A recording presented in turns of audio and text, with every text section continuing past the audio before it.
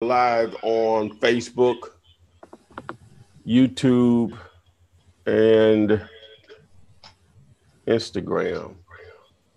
Welcome aboard, everyone. We have the full house tonight. Fortunately, glad to see the ladies to make this so easy. And both of them are here. I'm just sitting back here handling the technical side of it, or trying anyway. So I'm gonna go ahead and let Adria do her thing, and then Renika start to do hers. But before we do that, I just wanted to make sure I got this in. I'll get it in a couple of times. Everybody that's joined the Facebook group so far, we really appreciate you showing up and participating. Those that are not aware of it, just go to flipmanpodcast.com. You can access it through there. Also, now on iTunes. Also, you can access iTunes there. I'm sorry, iTunes, but I meant iHeartRadio. But we're on iTunes also as far as the podcast, which this will be there on the podcast on both of those platforms. So if you have a Android or an Apple device, you can access. So take it over. We're on iTunes also as far as the podcast, which this will be there. What that mean? Nope. No. Adria, are you there? Yes. Well, go. What that mean? No, it wasn't me. Did you hear? What? I don't know what it was. Is that me echoing? Is it me? I think it's me. Is that okay? I think it was me. Okay, we're good. Whatever. Can I take over now? Yeah. That's what I'm trying to get you to do. Shoo, stop. Hey guys, welcome. It is Thursday. I think today is March 29th. We're moving through this year quite fast. I mean, God, dog, it's already April, pretty much. So welcome, as always. I'm Adria. We have Todd Flipman Taylor and the beautiful Miss Renika is with us. We appreciate her always showing up and giving us some jewels on how to make generational wealth in this business of wholesaling. And Ty is always giving us free information so you can put some dollar signs in your bank account. I like to go through and say hello to a few people first. So Roosevelt, good evening, young smacker. St. Louis, we got Sweet Kool-Aid. Emilio from Atlanta, welcome. Silky from Delaware, Pennsylvania. That's off-roader. He's always here. Thanks for joining us. Florida, let's see here. We got Louisville. Yeah, and hey guys, if you don't already have your winner for the championship, I will be taking bets at the end of the game. I have Michigan and Villanova in the final with Michigan taking it all the way. Yeah, if you don't agree with me, yeah, place your wager. I'm just saying it's all for entertainment purposes only. Renika, how you doing this week? I'm doing awesome. I'm doing great. How are you today? I'm well. I think I might have flipped off on Facebook there. Okay, guys, we are live on Facebook, YouTube, and Instagram. So if you have not tagged and brought a friend along with you, bring them over. Get your squad together on this wholesaling business adventure. What we do here is we do read the questions. I read the questions, and Miss Renika and or Ty will answer your questions. Granted, keep in mind there are 200 plus videos. They're available to you, so sometimes you might be routed back to those videos. Actually, it's more like 300 videos now. Ty does have his ebook available for you, and as he mentioned earlier, if you missed it, there is a I'm sorry, something caught me off guard. There is a Facebook group, forum where you can join and converse with other wholesalers, outside of this Thursday webinar, Flippinar that we do. So you have all types of resources accessible for you. I've talked enough, so let's go ahead and get it going. I need some questions posted, guys. I will turn it over to Renikia, let her introduce herself. She was not here with us last week. I was late last week, so we had a lot of stuff going on. So a lot of you guys know exactly who she is, but I will let her introduce herself again, and then we will begin. So Renikia, over to you.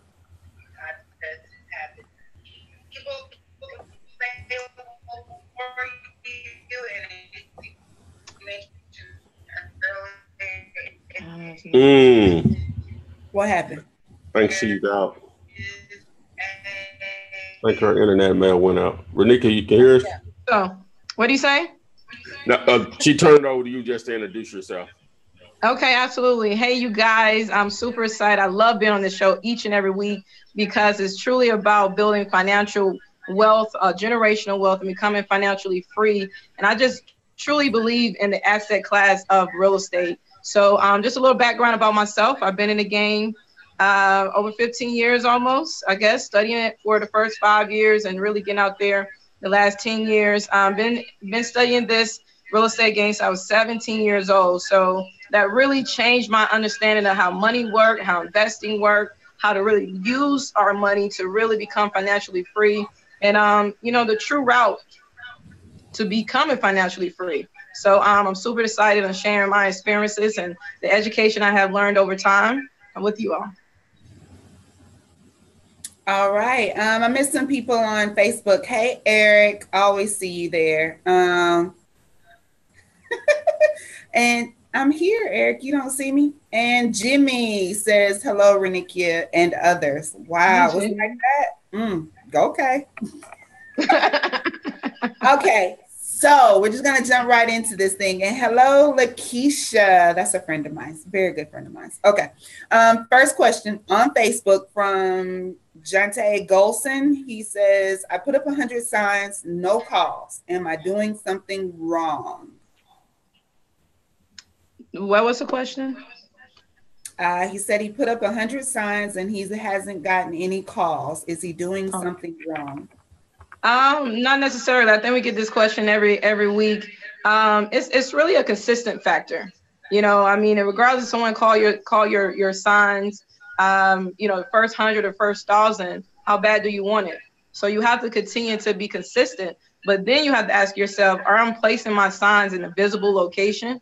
Because, you know, I laugh at signs all the time when, like, you know, locations like when someone is getting on a busy highway and you have a whole paragraph or a sentence in your number and expect someone to be able to read it and write your number down in the midst of getting on a busy highway. So make sure that you're putting it in visible locations where people can physically write your number down. Also, just play around with the different neighborhoods and places where you place your signs. So this week or this particular batch, you probably place it in a certain area. The next batch, you may place it in a different area, and you figure out which one is going to be the hot spot. And yeah, Jante, I hope that answered your question there. ETC ready to work? Yeah. Oh, Adria has hair. Oh my God, Adria has hair. You're funny. You're so funny. But thank you. Jinwoo, thank you. Let's see here. Conrad says he's from Charlotte, usually working about this time, and glad to say hi for a change. Welcome. Glad you're here. Let's see here. Off-roaders question. When getting a seller's call, do you go to see the property first or figure out if the numbers work before you go see the property? Yes, you want to figure out the numbers. You know, I mean, a lot of people want a lot of stuff, but doesn't mean they're going to get it. Because a lot of times people don't know how much their property is worth. They may haven't did their own due diligence. They may be trying to oversell it. So at the end of the day, you want to already have your numbers in the back of your mind, regardless of what they're asking for, because you did your due diligence. You know how much those properties worth. So once you get over there, and it happens all the time, the seller want way more than what it's worth. Once I get over there, I start to point out everything worse and wrong with the roof.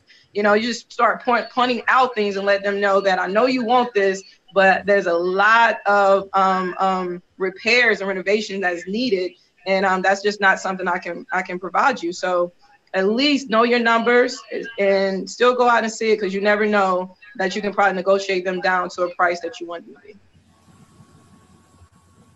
All right. Ty, Roosevelt Worley on YouTube said, he asked last week, I must have skipped it. He says, do you give away courses anymore? Thanks in advance. You got a lot of video. How did you miss that question last week? But I probably purposely overlooked it, but you know, they call me out they're like, we keep asking. So there you go. Well, if I didn't, well, to answer the question, no, but technically, it's all there, man.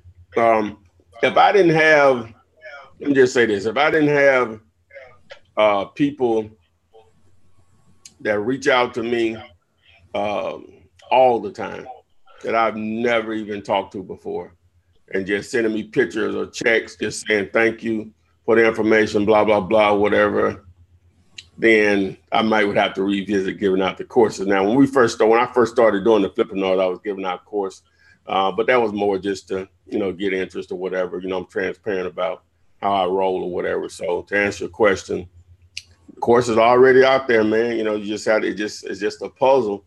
But all the information you need, I know as far as with my channel, is there. So just take advantage of that free content. Study it. Just because a video has a particular title, don't get caught up in it, because people like to just get to it. They don't want to really put the time in to learning what they need to do. Because a video has a particular title, I may have to explain something else within that video to make the point of that particular title. So that's why I encourage people, if you're starting out, you can't afford me or someone like me, take advantage of that mountain of information. I wish I would have found somebody like me when I started. Let me just tell you that. I was just being like crazy. So. All right. I just want to piggyback on that too. Don't be afraid to invest in yourself. This is a multi-billion-dollar industry. And everyone wants everything for free, and I understand. I wish I would have got it for free too. But at the same time, don't be afraid to invest in yourself. This is an opportunity that can take your family life and your family name to another level. That's it.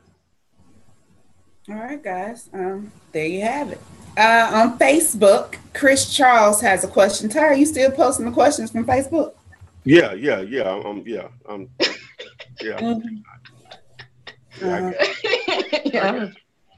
I was just curious. I'm just saying you missed the technical back there, so I didn't. Yeah, go ahead. Okay. Chris Charles' question is: I am always seeing that this can be done without using my credit and minimal money out of pocket. Can you explain how this is done? Chris, you knew. Where you been? Where you? Man, I need you to go to video number 1. First of all, we answer a lot. I'm just kidding, Chris. I'm gonna let Renika tackle that for you. I'm not gonna say nothing else. Yeah, that part. But since the question has been around, so basically, it's just a concept of wholesaling. I mean, this concept, and I say this all the time, this is bigger than real estate. This same concept can be done with any product. It's the same concept that Walmart does, when they buy something at wholesale price and they sell it at retail price. But the key is that in real estate, what we do is go out and contract the property for little to no money. And we end up assigning that contract to an end buyer for little to no money and getting paid off that assignment. All right. Chris, he did respond. He says he's very new. So welcome, Chris. I'm glad you've joined us. I wasn't picking on you. Absolutely not. Glad to have you with us. Look, just to expound on that, to do a couple of numbers, because she broke it down, but so maybe you can get a little bit more clarity on it with just doing some numbers.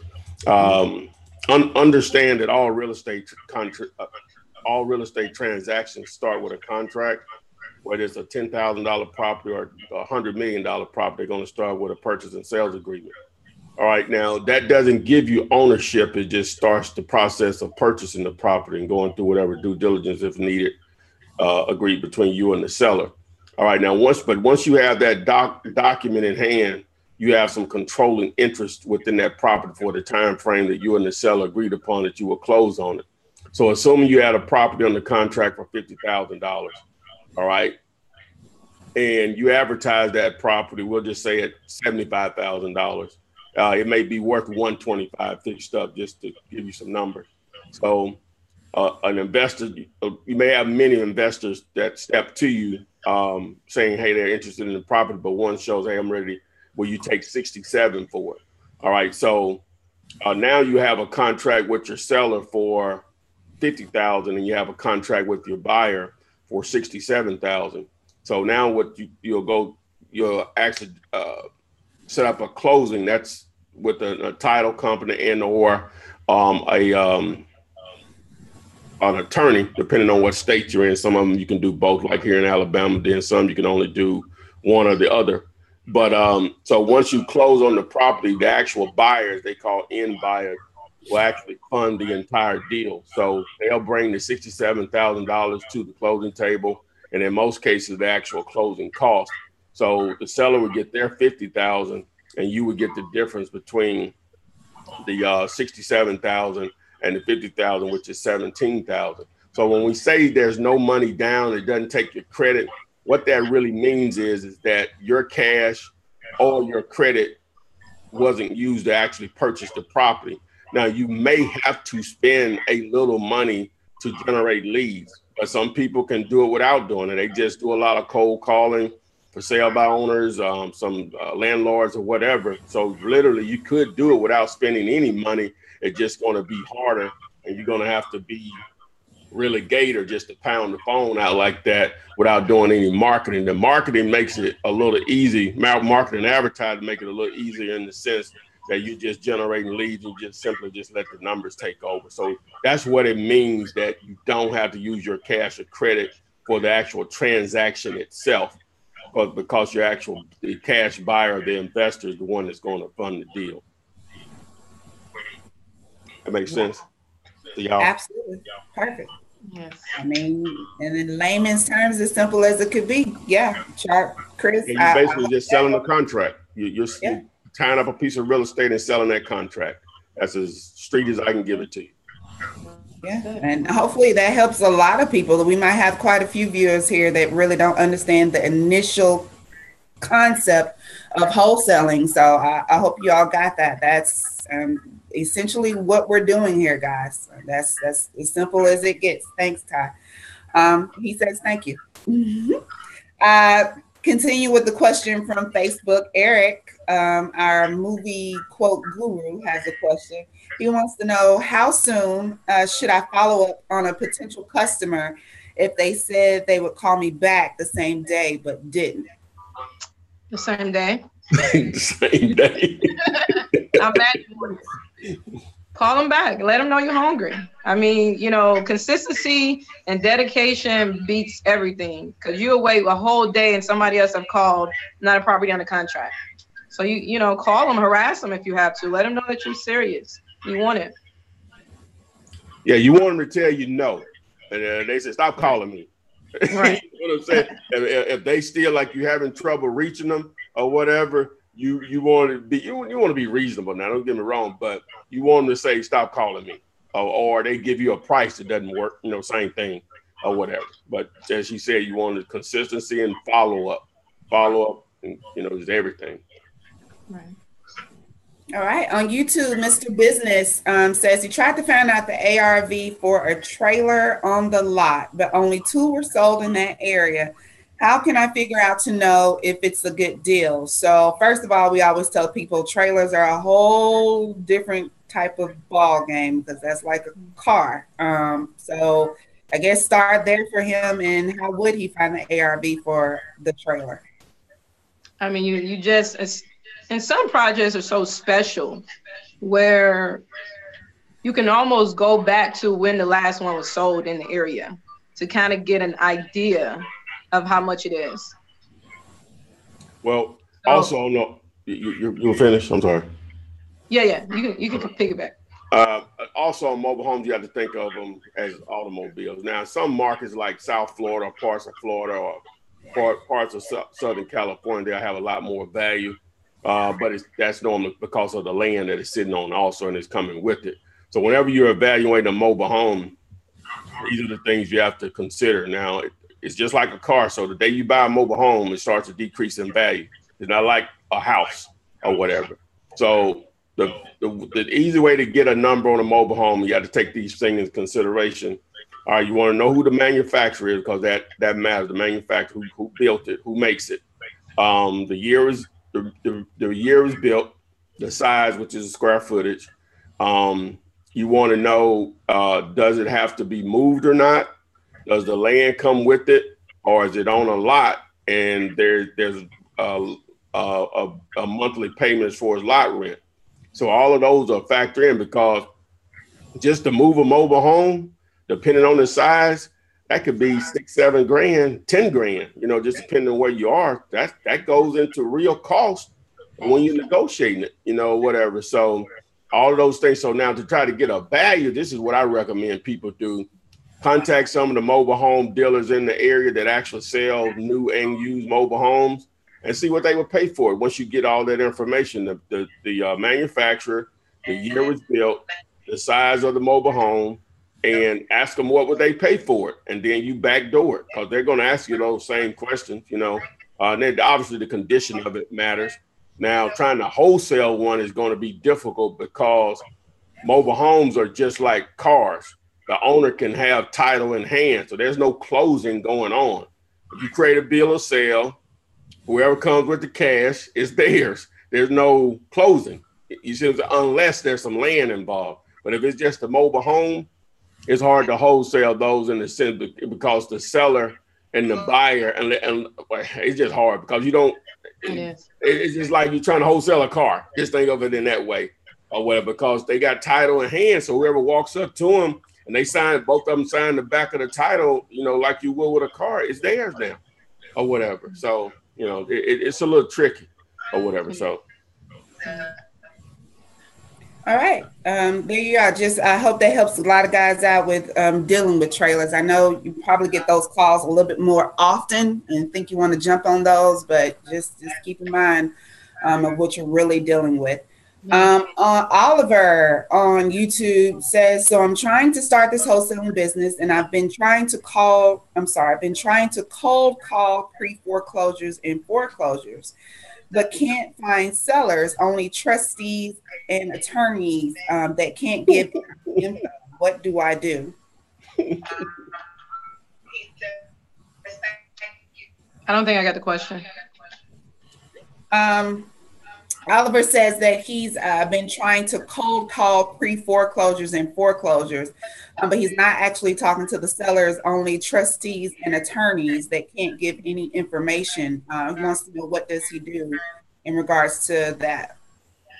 I mean, if you're really looking to get to the homeowner, you just go to the property records, and most likely it's probably the still current owner. Unfortunately, once it goes into foreclosure, that's who you're really dealing with, is the trustee. But you probably want to, maybe the easiest way is to skip trace the homeowner and see if you can find a phone number. What do you think, Ty? Yeah, you have to just take in consideration now is that if they're not paying their mortgage, likely they're not paying any of their bills, right? And so a lot of bill collectors are trying to call them, so they're not answering any strange numbers. Now, if you're going to be gator about it, right, you're going to probably have to find them, and you can try to send mail, but they're probably receiving a lot of mail from a lot of investors. A lot of investors will target them, so you may just get fortunate and your stuff signs out more so than someone else's. But if you think they still live there, probably one of the best approaches is just going to be just knock on the door and see, and let them know who you are. You have to understand, a lot of these people are in denial too now. They think some money just going to fall out of the sky and going to solve their problems.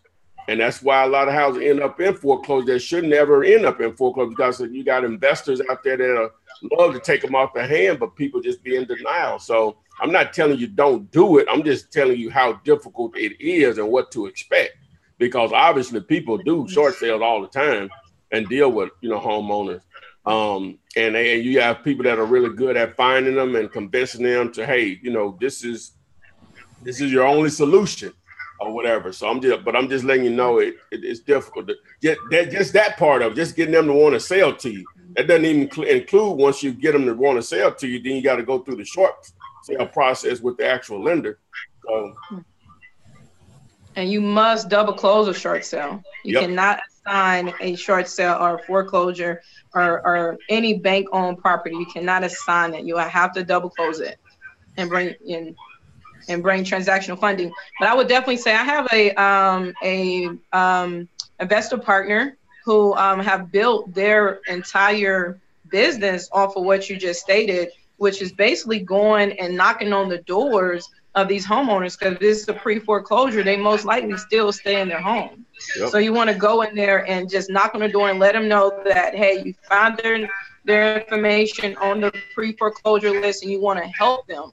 And most likely, if they know that they're drowning, they'll bring you on in and y'all sit at the kitchen table and you figure out how you'll be able to help them. And a lot of times you either have to catch them up on their mortgage or see if you could be the buyer if they're going through a short sale. And Reniki, your Facebook device, see if you can mute that one. Oh, we're getting feedback, I think.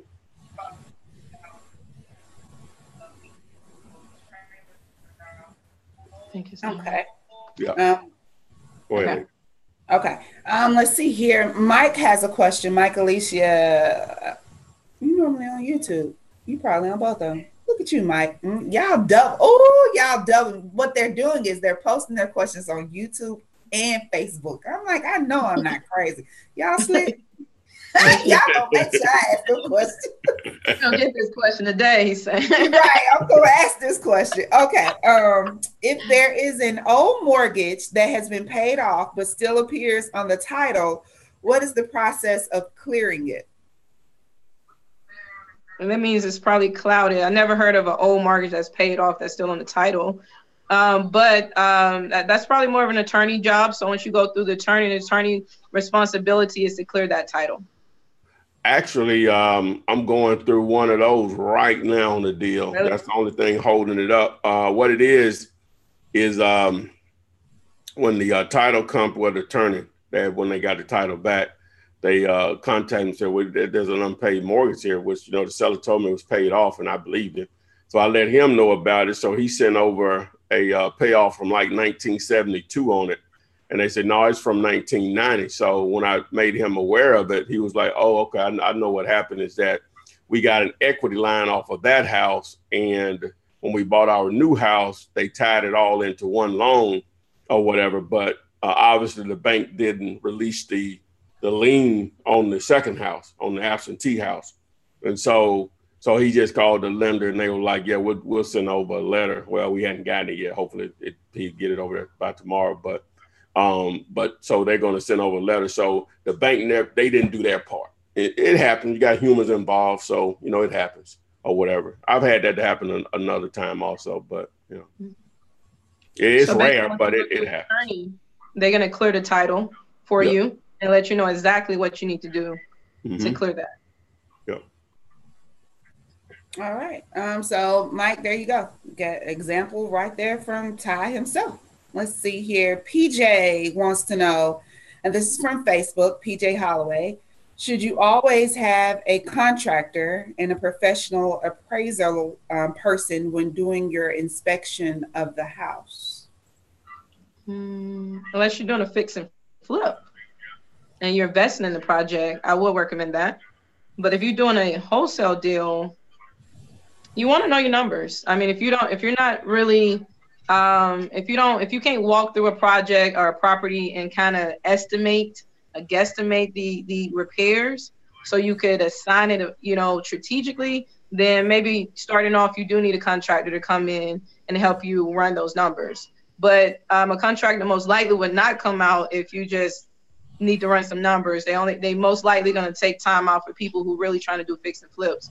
But if you're doing a wholesale deal, you want to try to guesstimate it. But if you can't, it will be smart to maybe bring a contractor out there to let you know how much the repairs are, because that's a very important number to your wholesale fee. All right. Sticking with Facebook, just because Jay has a good question. Neither Ty or me have on that shirt, but he says, what steps should a new investor start at once I buy a list? Where's the company to mail info out from? Boom, mailtoflip.com. We're going to plug it and chug it. Get you a list. Go to mailtoflip.com. I got the letter today. I've been trying to get it. I keep forgetting every Flippinar. So here's the one with the letter. And they got the picture of the house, in the little window here. So boom. Boom. Yeah. And here's the smaller one. Boom. Boom. Boom, bam. What you see there, Jay, is if you go to mailtoflip.com, you can take your list, and what that company will do for you is you choose the option that you want as far as the envelope mailers or the postcard mailers, but they ultimately use like Google Earth, a service such as that, and they post the actual picture of the property on the mail to send out to your potential seller. It's just an attention grabber. That's just an option for you since you asked what to do with your list. So mailtoflip.com, guys. That's just another resource that you can use. Let's see here. Okay, on YouTube, Perfect Fifth says he's just getting started. What should I say to a seller when asking them to sign a contract? Contract. Sign the contract. But it's kind of like a given. So if you're talking to a seller who's trying to sell their property, it's just a given that the contract is a part of that process. So once you all may begin to negotiate verbally. And once you reach a conclusion or reach an agreement, you all can put it on a contract, and then everyone signs off on it. Or it may be one of those situations where you just want to email your contract over and see if they will accept your offer. So either way, it's just part of the process. In order for you to purchase the property, it needs to be contracted. Okay. Guys on Facebook, I see a lot of comments about the audio. Your audio sounds very bad. Audio has an echo. There's something playing in the background. Is it better now, guys?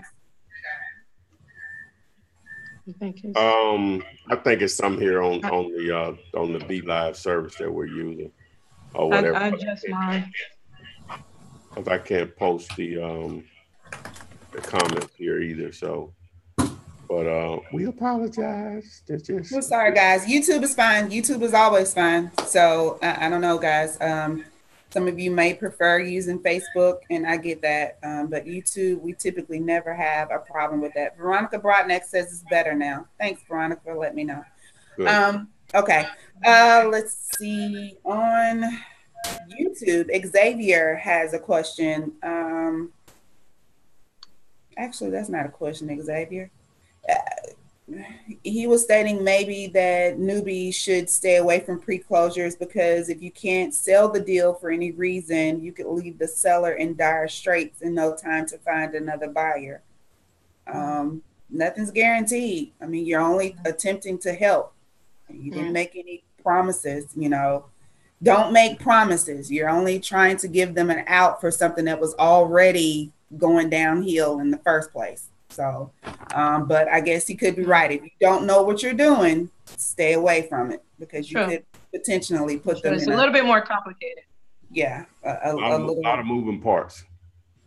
Yeah. Some of it's out of your control, more so than just a straight, I don't owe anything on the property, cash buyer, boom. That's just cut and dry. But when you start talking about pre-foreclosures, and I know why people, I probably get those questions more than anything, outside of just the basic stuff. When they hear the word foreclosure, just automatically mean like it's a secret or it's a discount. You know what I'm saying? It doesn't mean that. This is not 1995. All foreclosures that are available, they're advertised online. The banks are not going to deal with you directly unless you're going to buy in bulk or whatever. Right. So they're going to go through a real estate agent. The agent's going to blast it wherever they can, because that's what you do on the internet. So it's not like it's a secret. Again, it's not 1995 before the internet. Everybody knows it's available. All of your investors that even you're targeting or want to target, they're getting pounded by agents with all of these deals. You know what I'm saying? So they're already aware of it. Now, I'm not saying you can't do them, because people do them. Just understand you're not getting anything special. Now, you may create it into something special, but you're going to have the right type of buyer, because it's not like he can't be aware of that same property or whatever, because it's listed. It's not off market, it's listed. But when people hear the word foreclosure, it's secret, great deal. Nah, it doesn't automatically. These banks are getting 10 times smarter. They're selling these properties at market value. Oh yeah, because the market hot. You know what I'm saying? That's what people think they are. Yeah. All right. Jay on Facebook, just go to YouTube and search flipman.net, and you should see the little square that says live, and then you should be able to join us live on YouTube that way as well. Okay. Let's see here. Georgia says, I've heard some gurus say you need an automated system to handle calls, so you're only talking with qualified leads. Which on this time?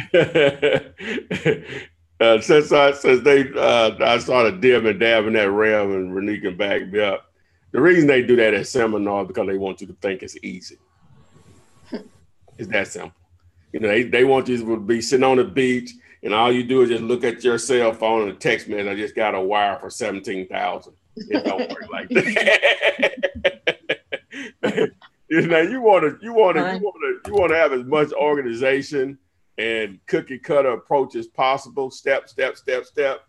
But you got to be hands on with this stuff, man. You know what I'm saying? You can have a call service or a VA answering your call. That's up to you or whatever. And let me put it like this: you want to get to that point where you got more calls than you can personally handle. You want to get to that point. But starting out, most people, it takes a minute, to get to that point. What else do you have to do? I broke it down on a Instagram post the other day. I hope I can remember these numbers. You got 168 hours in a week, right? We're going to give you 40 hours to work. That's 8 hours a day. We're going to give you, over the course of a 5-day week, we're going to give you 8 hours of sleep over 7 days. That's 56. So we're at 96. We're going to give you another 40 hours of just screw off time. So I think we're at 130. My math might be off a little bit. So we got a whole nother 30 hours. What are you going to do with those other 30 hours? I done gave you time to work, time to sleep, 6 hours a day to watch the Kardashians and all that bull, right? So you got a whole nother 30 hours in a week to do something. No excuses. Yep, that's what Shanna Bird on Facebook put. What you gonna do with the last 30 hours? Is that how bad you want it? How bad you want it? That's it. And I'm being facetious because that's 6 hours of leisure, whatever, that can be reduced some. You know what I'm saying? To go back to add on to that 30 hours that that you still had left. So, but make it happen. You just have to make it happen. And I know life gets in the way sometimes. Some stuff is out beyond your control. But in reality, if we sit down and evaluate ourselves, a lot of it is in our control. That we really sit down and evaluate what we're doing on a day-to-day basis. Prioritize.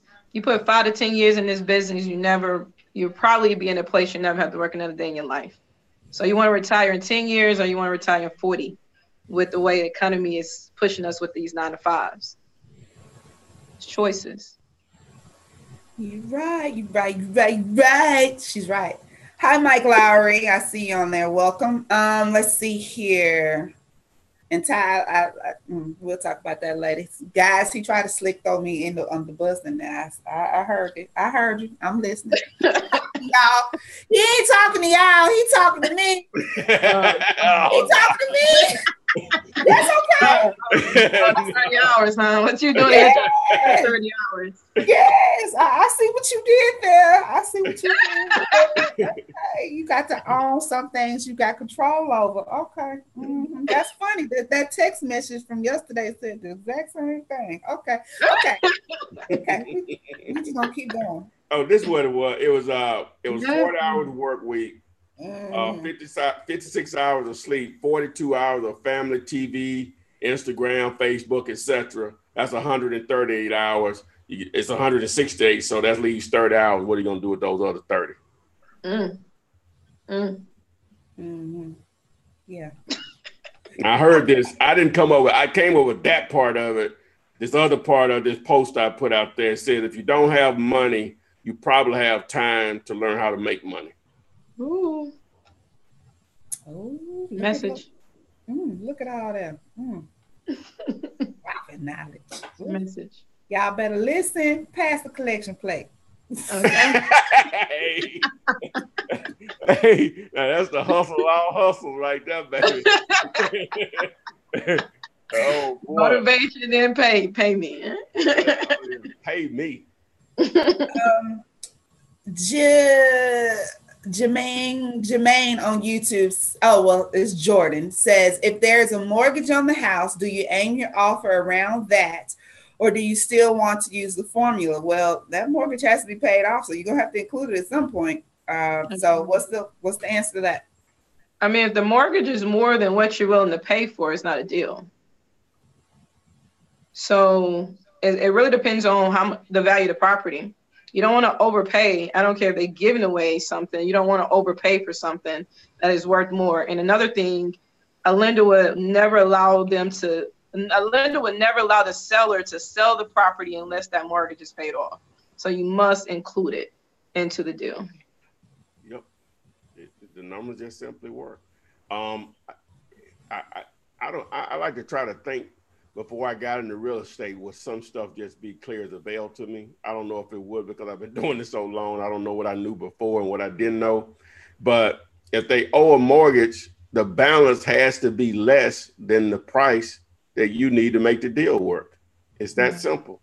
And it's just paid off at closing. You know, whoever is dispersing the funds at closing, they've already gotten an exact amount from the lender that they're going to pay off. Or they're going to, that check, in reality, if you're just looking at it, it's cut before anybody gets paid. You know what I'm saying? Those liens are paid before anybody gets paid, if people are getting paid. So just think about it in those terms. That money is owed because they took out a loan to buy the house.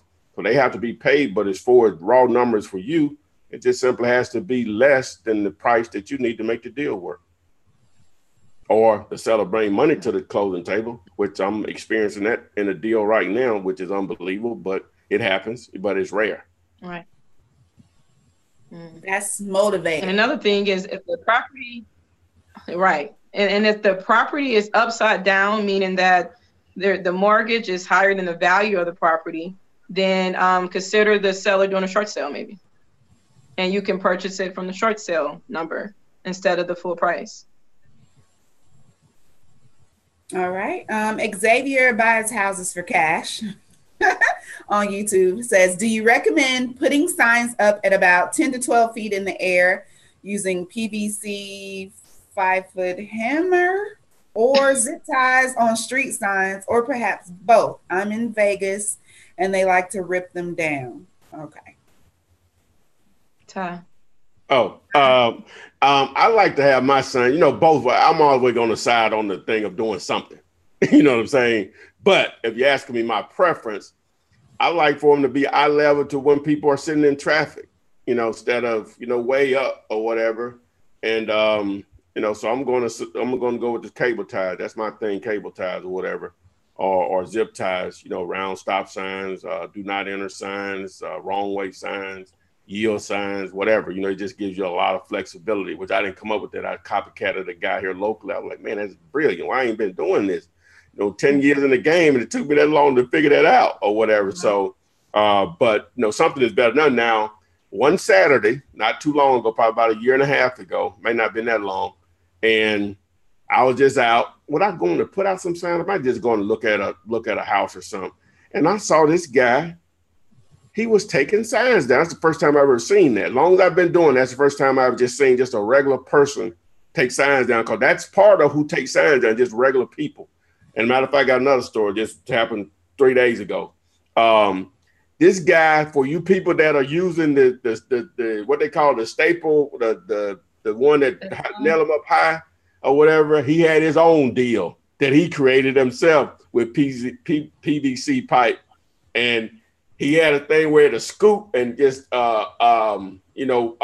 right up under the sign and scoop it right off the pole, right, no matter how high it was. And then he'll just take them and throw them in the back of his truck. So I followed him for about 15 minutes. I said, this is a fool. And I guess I'm a bigger fool for following him. So I started videoing him. I wish I still had that video or whatever, because I uploaded it to YouTube to show one of my buddies or what. I just sent him a link. But I'm like, man, he was looking angry when he was doing it. The other day, when I was driving my little sign guy around, this realtor that deals with a lot of wholesalers and investors, he let me know this part of town, a certain part of town is hot now, which it was straight just very difficult to wholesale in, but now it's hot because it butts up against downtown. A lot of activities going on down there. He said, man, you can sell anything down there right now if you get your hands on it at just a decent price. And so I started putting signs out there. So we put some out probably last Friday, and then we came back Monday and they were gone, right? And that's the type of neighborhood where if I put them up, they may stay up there a year or whatever, but they were gone. Like, damn, what happened? You know, so we put out 3 or 4 signs or whatever. We really were finishing up the day. And I got a call. This lady says, I'm calling you to let you know that as soon as you're putting your signs up, we're going to probably take them down. Wow. I was like, wow. Okay. I said, okay. I said, point taken. Got another call 10 minutes later, another lady. As soon as you put up your signs, we're going to be taking them down or whatever over here in this end. Then she named the neighborhood. I'm like, oh, I get it. When your buddy just called me. I get it. She started laughing. I said, you don't have to worry. Oh, they're dead serious about it. I'm like, wow. Was it the police or was it just regular? Just regular people. Just regular people. Yeah. Interesting. Yeah, they're not going to last. You know, we're going to take them down. I'm like, man. Do you think they were competition? No. What it is what they call a regentrifying. That's one of those areas. So, and I'll just be transparent here. It's all black live there now, but because of all the development that's going on downtown Birmingham, a lot of whites are moving in there now. And these were 2 white ladies that called me. And there's no whites living there. Where it wasn't. It is a few now. So it's one of those things where they're just going in and buying up everything. But that's what the realtor told me. So that's why I put a few signs out there last Friday, because of the conversation I had with him. And he said he had a couple of investors that were trying to buy everything they could up over there. So, there you go. Wow. There you have it. So, guy in Vegas, do what you can. Something's better than nothing. They may come down. You might have to look at other ways. What I would encourage him to do is to make sure that he's scouted his entire market. A lot of people will put out Bandit signs on where they want to live. You see what I'm saying? Or their comfort zone. One of the first things I learned in real estate is that every house is a step up for someone. I don't care where, I don't know who's watching this or who will watch that. I don't care where you live right now. For somebody, it's not good enough, right? Mm-hmm. But for others, it may be a Taj Mahal where you live right now. And what the example the guy gave, he said, if you don't believe that, he said, go find the worst house here in Birmingham, and I can assure you I could go downtown and find a homeless person that'll take it off and take the deed and be glad to live there. So he said, the point is, don't get tied up into, hey, I only want to do deals in this area. Check spin from everywhere. I've made most of the money I've made in real estate has been in quote unquote the hood or the war zones. That's just me. I ain't saying you got to do that. I'm just letting you know that if people are living there, they're not living there for free. That means somebody's investing in those areas. The point I'm trying to make is a lot of times you can only get away with Bandit signs in areas that you may not be comfortable being in. So if you don't want to do that, then fine. There are other ways to find a deal. I'm just letting you know you have to get outside of your comfort zone and find out where Bandit signs look like they have some life. And you're going to have to probably put signs in those same areas. Right. Okay. And other areas may be areas that you may want to do direct mail in. Yeah, exactly. Right. Okay, so Ty, while you're talking, I have like 2 questions. Well, actually, it's 3 in regards to this contract. The contract, guys, that he's been using, the 1-page contract that he's been using since the beginning of his career that works, gets the deal done. Now, the first question was on the contract, do I write omit with marker or type it? The second question in regards to the contract was... Let me answer that one first. It No. doesn't matter. It doesn't matter. Go ahead. I got this. Okay, so in regards to marker or type it doesn't matter, Mr. Hull. Either way. Marquise on Facebook says, does the seller need to put the social security number on the assignment agreement? And how do you write on contract omit? So the omit part, write it or type it, scratch through it, whatever. And the social security number is not necessary, right? No, Absolutely not. No, you don't want to ask for that. You don't ask nobody for their social. Yeah, that might be a deal breaker right there. All I need is that signature on the contract. That may be a deal breaker. Sometimes they may need the social to clear up a lien or something because people have like names, but you let the title company and or an attorney have that conversation. You know what I'm saying? You don't do that, in my opinion. You let them handle that conversation. Right. Okay. And the last part in regards to the contract, I have it was I showed I'm sorry, I keep scrolling down. It was a YouTube question that said they showed your contract to an attorney in, I want to say it was in Massachusetts, and they said it was not binding. Any words on that? I got plenty on it. You could literally write up a contract. You and a seller could literally write up a contract on the hood of their car or their kitchen table. I will buy this house at 123 Main Street. Seller name is Jane Doe. Buyer's name is Mr. Wholesaler. Property will be sold as is. We will close on or before this date. Now, obviously, you can put a lot more verbiage in there, but that would be a contract. Both of you all sign it. There's no, see, what you have to understand about attorneys, right? As much as I've used this contract in the state of Alabama, I could take it to an attorney right now and he'll tell me you can't use that. You know why he's going to tell me that? Because he wants to charge me something he's just going to go print out, going to charge me $500, right? That he'll print right off of his screen that he already has. Not like he's going to go create a contract specifically for me, go print it out, and boom, where's my $500? See, they got to do that to justify charging you. But, you have to go with what you're comfortable with. I'm just letting you know the contract is being used all over the country, period. Absolutely. And it's Googleable. These purchase and sales agreements templates are Googleable. Like all of them say the same thing. Yeah.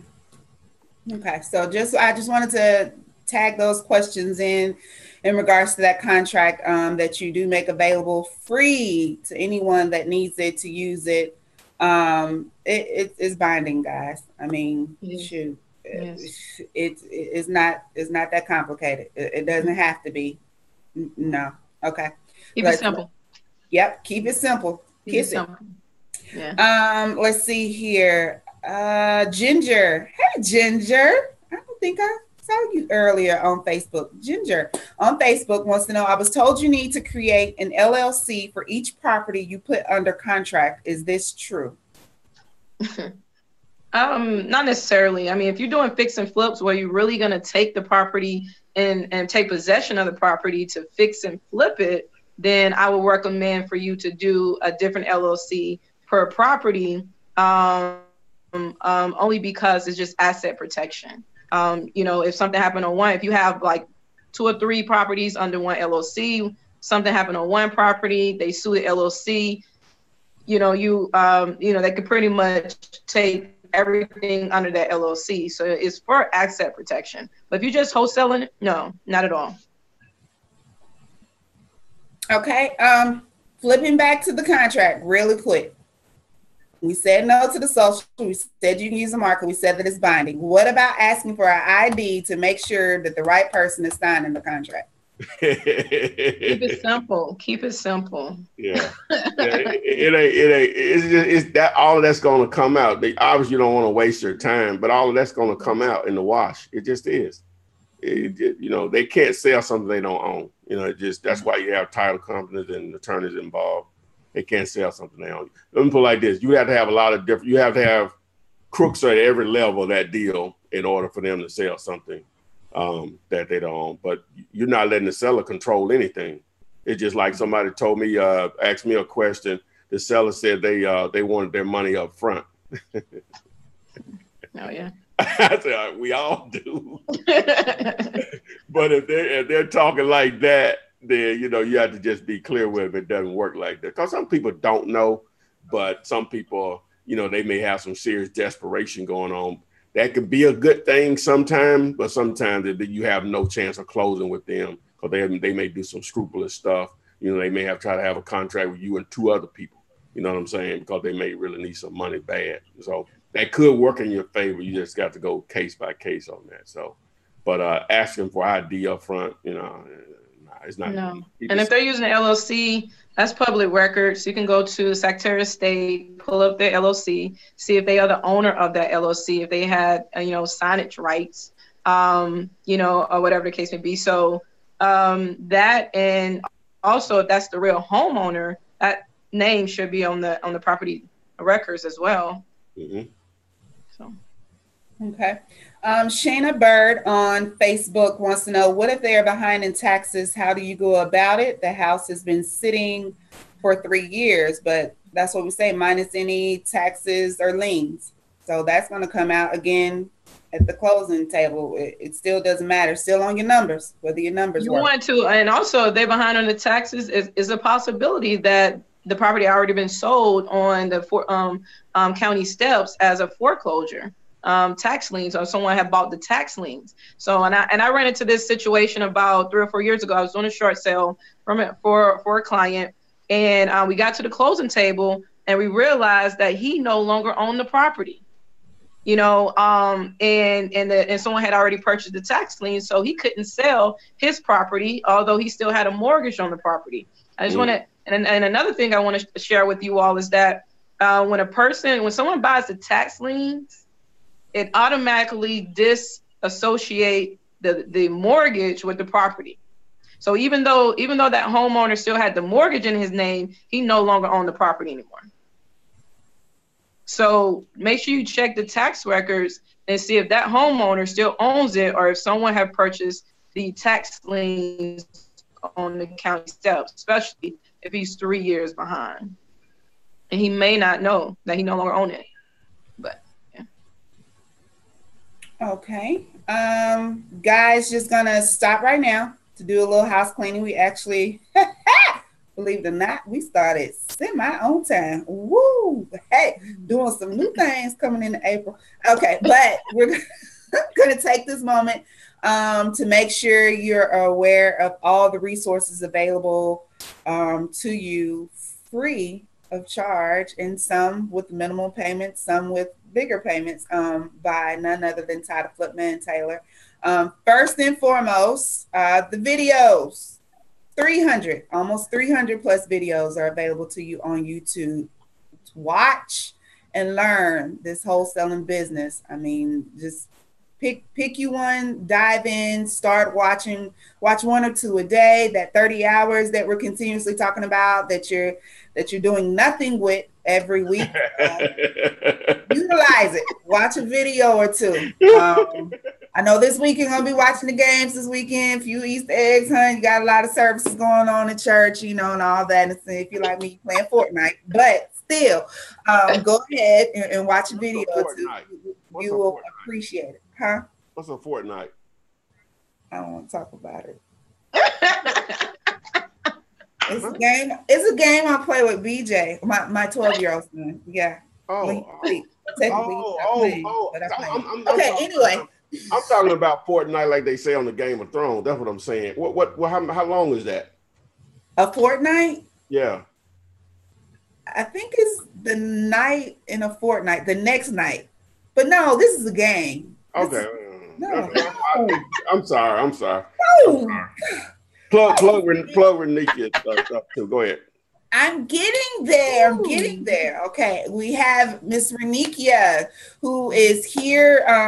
We actually didn't ask y'all didn't ask a lot of questions about funding flips and transactional funding. This is your queen of that right here. I'm telling you guys, if you need money, fundmynextdeal.com. Go there. You will be directly in contact with Miss Renikia, and she can help you. She helps you if your credit's not quite there yet. We're off on Instagram. But if your credit's not quite there yet, she has a resource for you there. If your credit is there, but you need some additional, backers or whatever, she can help you get some money for those that want to buy and hold. Renikia, how can they get in touch with you beyond Fund My Next Deal? What do they need to know? Absolutely. So basically what I do is realize that it takes money to make money. It takes resources to be in this game. Wholesaling is great. I love wholesaling. I wholesale to the day, but there's levels to real estate. The first level is wholesaling because it takes little to no money. The next level is fix and flip. And then the level after that is buy and hold, where you really become financially free once you begin to build your buy and hold portfolio. So basically I show you how to leverage your credit. My motto is that credit is the gateway to wealth. If you don't understand that, you're limiting your financial power. Credit is your financial power, and we show you how to leverage your credit. If you have a 680 or higher, how to leverage your credit to get up to $150,000 of unsecured credit, to invest in real estate, to invest in real estate, or to really begin to your fix and flip portfolio so you can get to the level of buying and holding. So with that being said, you can reach me through the website. For one, you can also email me at funding, FUNDING, at FK Financials. That's FUNDING at FK Financials. I am on all social media platforms, from Facebook, Instagram, LinkedIn. Reach out to me on any one of those. Facebook and LinkedIn at my name and last name, and the Instagram is REUNEK. All right, guys. So some of you are ready to take that next step in creating your wealth, and Renikia is the go-to for that, most definitely. Remember, Ty has his course that is available to you, flipman.net, for some of you who wants the more one-on-one hand-holding experience. No guarantees. You still have to put in the footwork. Don't forget that. You still got to put in the footwork, but he is more accessible. I don't understand how much more accessible you want the man to get to you, because even for free, he answers questions on YouTube. He's created the Facebook group that I suggest each and every one of you join, Wholesaling with Flipman. He has his ebook at a minimal cost to you. You have us every Thursday. Damn. You have all these websites that he creates for you to I'm embarrassed. Let's go back to the question. What? No. It's a good thing. One other thing that they get free, get that contract that we've been discussing, and get that. So that's the contract. Let's go ahead and get some more questions in, though. Hey, we did good. Please. I'm not asking no more questions. I'm ready to go. I'm just kidding. I'm just kidding. Yeah, it's lying, okay. That was the conclusion. Okay. Georgia has a question. If you had about $300, we get this question almost every week too. What would you do if you had about $300? Would you buy Bandit signs or create a list from the tax assessor's office for free and send 150 or so postcards to the mailing company you suggested with the house pics? Go. What we gonna do? That's tight. That's tight. What you think? May want to hold on to that. I just playing. What you think, Ty? Oh, I'm going to automatically say Bandit signs because you can buy almost over 200, closer to 300. And if you're tactful with it and, just don't get 300 and put out 300 within 3 or 4 days, because the worst thing you would want to happen is all of them come down. So I would probably start out putting out 10 or 15, see how long those stay up, and just start to pick it back out there. Once you get up above 150 or so signs out there consistently, you start seeing a good flow of leads coming in, and it just let the numbers take over. So if you're going to use that $300, that's what I would strongly agree. Because with direct mail, you would just be very, very lucky if you use $300 to direct mail, just that one campaign. That's not enough or whatever, unless you were just being very precise on who you mailed to. You knew there was some equity in the property, and then you just let the numbers take over or whatever. So that's doing research on multiple properties. But if I had to choose between the two, I definitely would do Bandit signs or whatever. So. And I will also I'll stay on top of my Bandit signs. I go back and pick them up. If your money is tight, your sources is tight, and we go out and put our Bandit signs, go back out on Monday morning or Sunday night and pick them back up, because you need to continue to recycle those. Most likely they may come down during the week.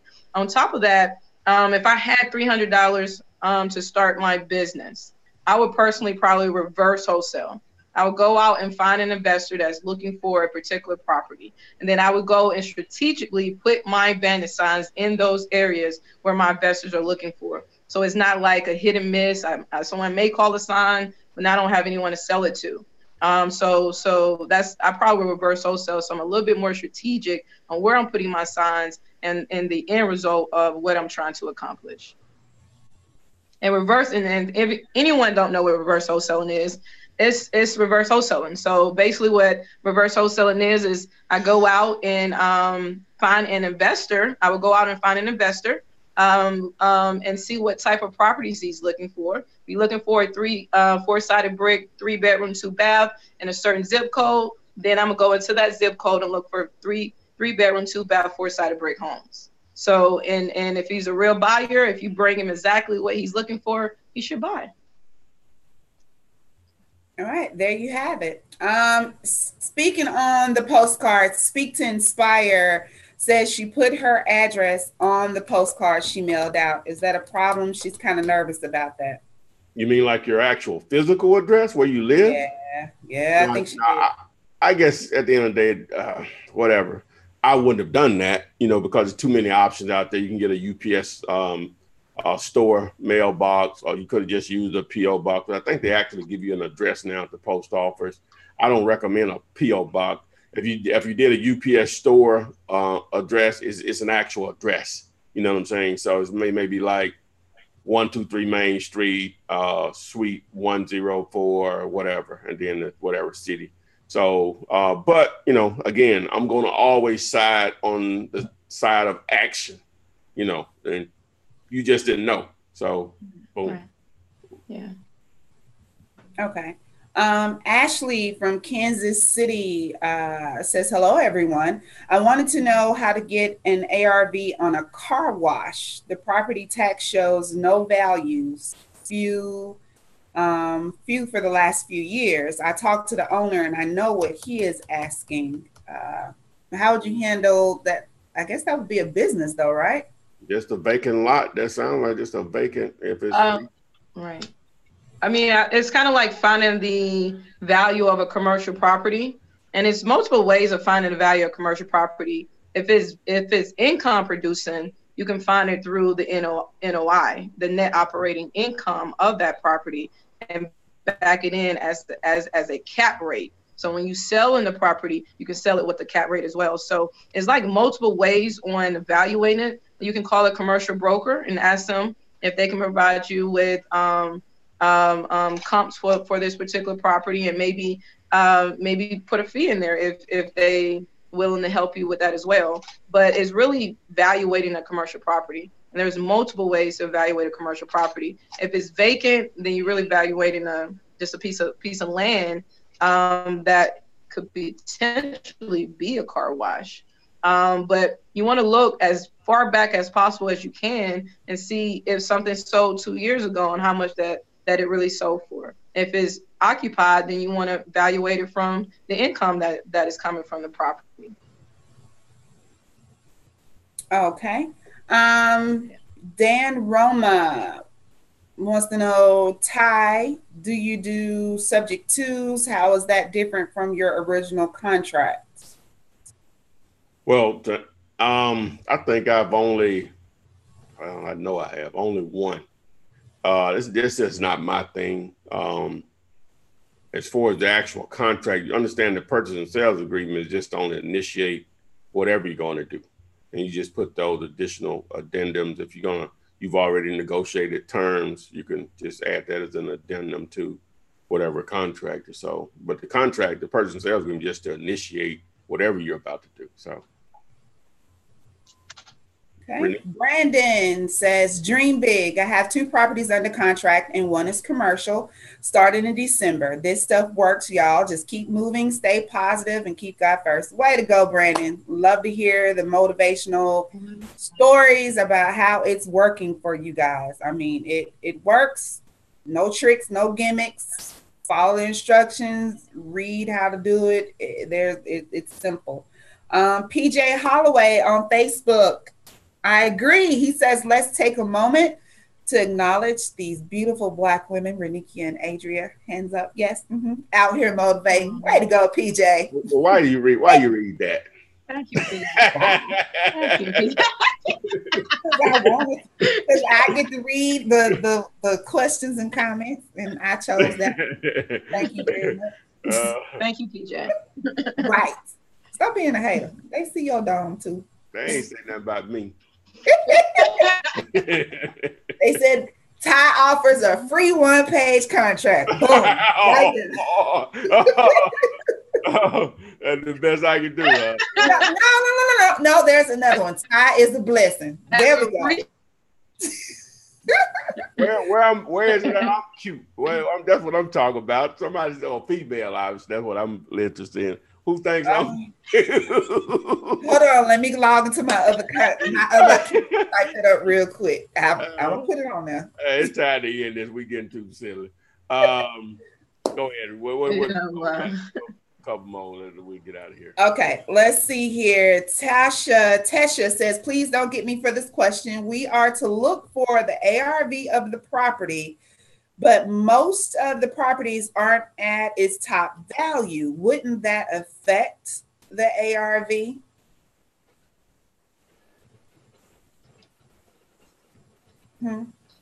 Ask that question again. Okay, she says she understands we are to look for the ARV of the property, but most of the properties aren't at its top value. Wouldn't that affect the ARV? I think so. The ARV, the after repair value, you have to find comps that has been renovated to the top notch in order to find the ARV, the true ARV. So if your property, if you can't find any property that has been truly renovated, then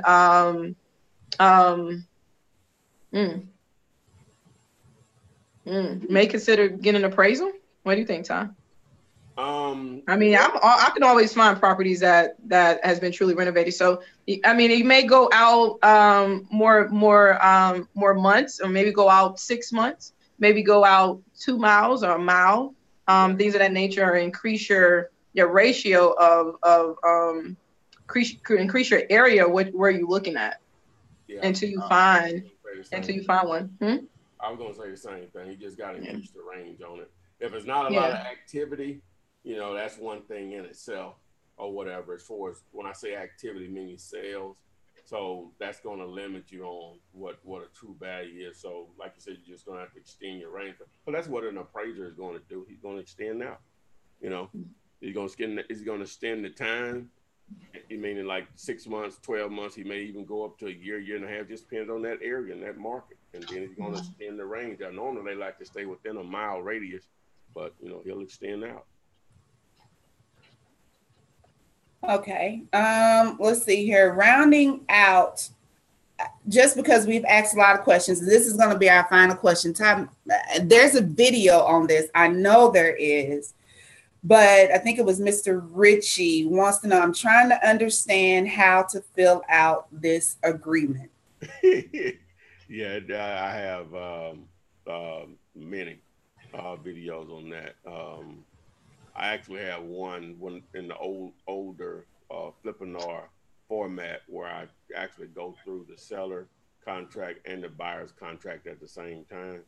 If I remember, I'll post it in the comment section of this video once it goes into replay mode. Okay. No, this will be my last one. Ashley wants to know, if someone passes away, are their children allowed to sell their house? If so, do they need to prove they are heir to the property or power of attorney? Who handles that? And most of the time it will go through probate in the state. I go through probate. If they will the property down to them, then it do not have to go through probate. But if she don't have a will and things of that nature, most of it does go through probate. And that's public records. You could go down to the county and you can pull all the probate properties.